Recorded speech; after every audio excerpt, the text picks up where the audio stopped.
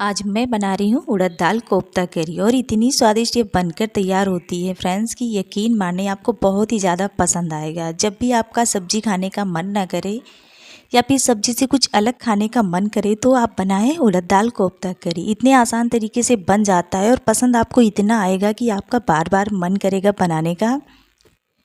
तो चलिए फिर बनाते हैं उड़द दाल कोफ्ता करी। हेलो दोस्तों, शुभांगी होम किचन में स्वागत है आपका। तो फ्रेंड्स, सबसे पहले मैंने लिया यहाँ पर उड़द दाल। तो उड़द दाल मैंने 2 कप ली थी और इसको मैंने नाइट में ही भिगो करके रख दिया था 2-3 पानी से धो करके।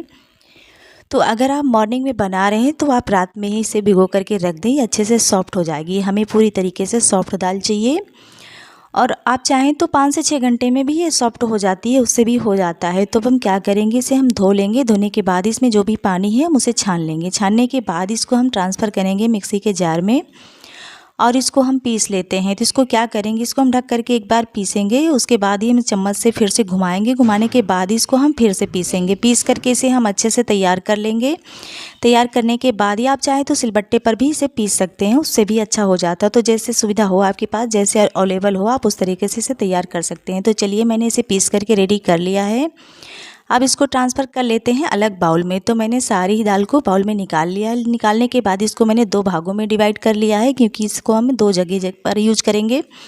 तो आधे का हम कोफ्ता बनाएंगे उड़द दाल के और आधे का हम करी बनाएंगे। तो इसको मैंने 2 भागों में डिवाइड करने के बाद ही इसको रख देंगे साइड में।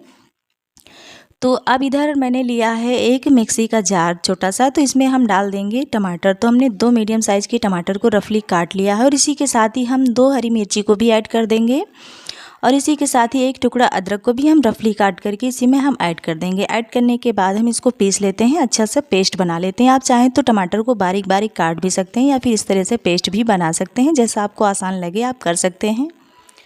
तो इसका मैंने पेस्ट बना लिया है। बना करके इसको रखेंगे साइड में, इसका यूज हम बाद में करेंगे। अभी हम सारी तैयारियां करके रख लेते हैं। अब इधर हमने जो दाल पीस करके आधा रखा है, तो इसमें हम डालेंगे थोड़ी सी हींग, साथ ही आधी छोटी चम्मच जीरा और आधी छोटी चम्मच यहाँ पर धनिया पाउडर, आधी छोटी चम्मच से भी कम लाल मिर्ची का पाउडर, साथ ही यहाँ पर 2 हरी मिर्ची बारीक चॉप कर लिया है। लगभग 1 चम्मच के करीब कसा हुआ मैंने लहसुन डाला है। अब इसको हम डाल देते हैं स्वाद अनुसार नमक। नमक डालने के बाद ही हम डाल देंगे हरी धनिया। तो हरी धनिया डाल करके हम अच्छे से मिक्स कर लेते हैं। तो ये हमारा जो कोफ्ते का बैटर है, इसे हम मिक्स कर लेंगे। तो इसे आप चम्मच से नहीं मिलाइएगा, हाथ से ही मिलाइएगा, अच्छे से हाथ से ही फेंटिएगा। इससे होता क्या है, जो ये हमारा बैटर एकदम फ्लफ़ी हो जाता है और हमारे पकौड़े अच्छे से फूलते हैं जब इनको हम तेल में फ्राई करते हैं। तो इसको हम मिलाते हुए 2-3 मिनट हम इसको इस तरह से फेंटते जाएंगे हाथ से, तो ये अच्छे से फ्लफ़ी हो जाएगा और एकदम सॉफ्ट हो जाएगा। इससे पकौड़े बहुत ही अच्छे बनकर तैयार होंगे जो हमारे कोफ्ते हम बनाएंगे। तो चलिए, इसको हमने अच्छे से फेंट लिया है। फेंटने के बाद इसको हम रखेंगे साइड में। इधर गैस पर मैंने कढ़ाई भी चढ़ा दी है। कढ़ाई में मैंने तेल भी डाल दिया है। तेल भी हमारा गर्म हो रहा है। तो जैसे ही तेल गर्म होगा हम इसमें डालेंगे पकौड़े।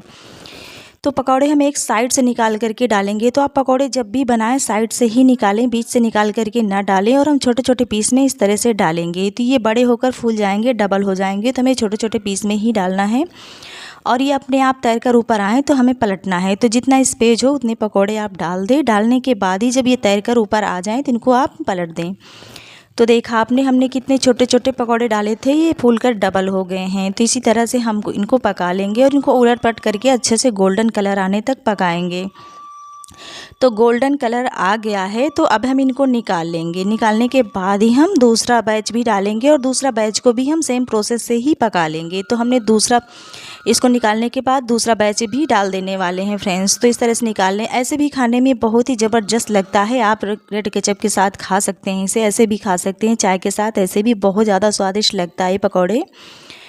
तो मैंने एक बैच निकाल लिया है, इसको ट्रांसफ़र कर लेती हूँ प्लेट में और हम दूसरा बैच भी डाल देते हैं। तो दूसरे बैच को भी मैंने डाल दिया है। डालने के बाद ही सेम कलर आने पर गोल्डन हम इसको भी निकाल लेते हैं। तो हम इस तरह से पकौड़े निकाल करके बाहर कर लेते हैं। तो ये हमारे पकौड़े रेडी हो गए हैं। तो मैं दिखाती हूँ पकौड़े हमारे कितने सॉफ्ट बनकर तैयार हुए हैं और डबल साइज़ में भी हो गए हैं। तो ये देखिए कितने बढ़िया से ये पकौड़े हमारे तैयार हुए हैं। तो ये अब परफेक्ट है। इनको हम रखते हैं साइड में।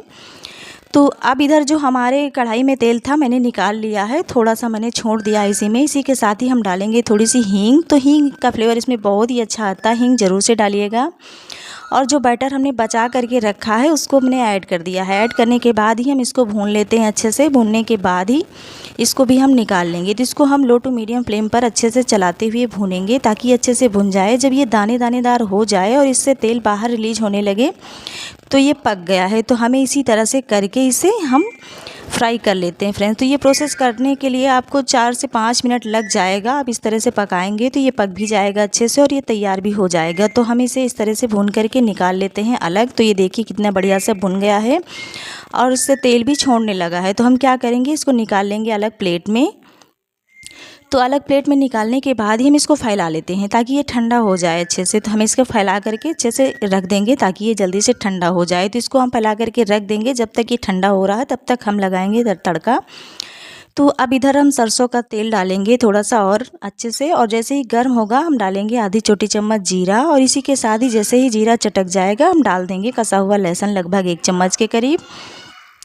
तो बस इसको हम डाल करके अच्छे से मिक्स कर लेते हैं। जैसे ही भुन जाएगा इसका कच्चापन निकल जाएगा तो इसी के साथ ही हम ऐड कर देंगे प्याज। तो एक मीडियम साइज़ की प्याज को मैंने बारीक बारीक चॉप कर लिया है, इसको मैंने ऐड कर दिया। इसको हम भून लेंगे अच्छे से गोल्डन कलर आने तक। तो चलिए ये अच्छे से भुन गई है प्याज। तो अब इसी के साथ ही हम टमाटर के पेस्ट को ऐड कर देते हैं जो हमने बना करके रखा था, उसको मैंने डाल दिया और जार में थोड़ा सा पानी डाल करके इसी में डाल दिया है ताकि सारा ही इसमें आ जाए। और उसके बाद हम इसको अच्छे से मिक्स कर लेते हैं, मिला लेते हैं। तो मिलाने के बाद ही अब इसमें हम ऐड कर देंगे मसाले। तो यहाँ पर मैंने डाल दिया 1 चम्मच धनिया पाउडर, 1 चम्मच हल्दी पाउडर, और यहाँ पर आधी चम्मच लाल मिर्ची का पाउडर, आधी चम्मच काश्मीरी लाल मिर्च पाउडर। तो बस मसालों को हम मिक्स कर लेते हैं। तो मसाला और टमाटर को हम साथ साथ भूनेंगे और इसको भूनते हुए हम तब तक भूनेंगे जब तक ये दानेदार नहीं हो जाता और इसके ऊपर से तेल सेपरेट नहीं होने लगता। तो इसमें एक अच्छी सी खुशबू आनी शुरू हो जाए और ये अच्छे से पक जाए, हमें तब तक भूनना है। तो देखा मसाला और टमाटर हमारा दानेदार हो गया है और इसके तेल ऊपर भी दिखने लगा है। तो ये हमारा पक गया है। अभी इसके बाद ही हम क्या करेंगे, इसमें हम ऐड कर देंगे वही दाल जो हमने भून करके रखी है। तो दाल हमारी ठंडी हो गई है। तो इसको हम क्या करेंगे, हाथ से इस तरह से हम फोड़ लेंगे अच्छे से ताकि इसमें जो भी गुठलियाँ वगैरह हैं वो फूट जाए। तो हम इसमें कोई रोड़े वगैरह नहीं होने चाहिए, अच्छे से फोड़ लेना है। फोड़ करके इसे तैयार कर लेना है। तैयार करने के बाद ही हम ऐड कर देंगे इसी मसाले में। तो हम इस तरह से फोड़ लेंगे। तो आपको पूरी तरीके से इसे फोड़ लेना है, इसमें कोई भी गुठलियाँ वगैरह नहीं होनी चाहिए। और इसको हम डाल देंगे इसी मसाले में क्योंकि ये ठंडा हो गया पूरी तरीके से और मसाला हमारा गर्म है। तो इसको मसाले के साथ में हम कुछ देर भून लेते हैं ताकि ये भी अच्छे से गर्म हो जाए, क्योंकि इसको डालने से एकदम पूरी तरीके से ठंडा हो गया है। तो हमें 1-2 मिनट इसे चलाते हुए भून लेना है। उसके बाद ही हम ऐड कर देंगे पानी। तो पानी यहाँ पर मैंने 1 लीटर ऐड किया है। तो आप अपनी ग्रेवी के हिसाब से पानी डाल सकते हैं। तो बस मैंने मिक्स कर लिया है। मिक्स करने के बाद ही हम क्या करेंगे, इसको ढक करके एक बड़ा उबाल आने देंगे। तो जैसे ही उबाल आ जाएगा तो हम इसको फिर से मिक्स कर लेते हैं। मिक्स करने के बाद ही अब इसमें हम बाकी की चीज़ें ऐड करेंगे। तो अब हमने जो कोफ्ते बना करके डाल के रखे हैं उसको डाल देंगे। इसी के साथ ही हम 1 चम्मच कसूरी मेथी हाथ से क्रश करके डालेंगे और इसी के साथ ही डालेंगे आधी चम्मच गरम मसाला, साथ ही डाल देंगे स्वाद अनुसार नमक। तो मैंने सारी चीज़ें डाल दी है। डालने के बाद ही हम अच्छे से इसे मिक्स कर लेते हैं। मिक्स करने के बाद ही अब इसको हम पकाएंगे अच्छे से। तो अब हम इसको ढक करके 10 से 15 मिनट तक लो फ्लेम पर पकाएंगे, लो टू मीडियम पर, ताकि ये अच्छे से पक जाए पूरी तरीके से। तो इसको हम ढक करके छोड़ देते हैं पकने के लिए। तो चलिए यहाँ पर टोटल 15 से 16 मिनट हो गया है फ्रेंड्स। आप देख पा रहे हैं कितनी बढ़िया सी हमारी सब्ज़ी बनकर तैयार हुई है। तो इसको हम मिक्स कर लेते हैं चलाते हुए। तो अब ये हमारी सब्ज़ी इतनी ज़बरदस्त बनकर तैयार हुई है, आप पूड़ी पराठा चावल किसी भी चीज़ के साथ खा सकते हैं। सभी चीज़ों के साथ ये बहुत ही मज़ेदार बनकर तैयार होती है फ्रेंड्स, और आसान तरीके से बन भी जाती है। तो अब इसमें गार्निश करेंगे थोड़ी सी हरी धनिया। तो बस ये हमारी सब्ज़ी अब तैयार है सर्व करने के लिए।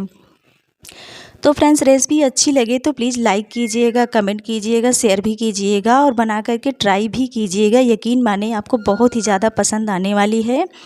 और साथ ही मेरे YouTube चैनल को भी सब्सक्राइब कीजिए, बेल आइकन स्विच के साथ साथ ऑल पर भी क्लिक कर दीजिए ताकि हमारा डेली का नोटिफिकेशन आपको आसानी से मिल सके फ्रेंड्स। तो देखा आपने कितनी बढ़िया इसकी ये जो ग्रेवी बनी है वो भी, और इसके ये जो पकौड़े बनाए ये भी एकदम सुपर सॉफ्ट बनकर तैयार हुए हैं। खाने में बहुत ही मज़ेदार लगते हैं। आप इस तरह से बना करके ट्राई कर सकते हैं। बनाना भी आसान है और खाने में बहुत ही ज़्यादा ये डिलीशियस लगता है। तो फ्रेंड्स बाय बाय, फिर मिलती हूँ नई ब्लॉग में नई रेसिपी के साथ। तब तक के लिए बाय बाय।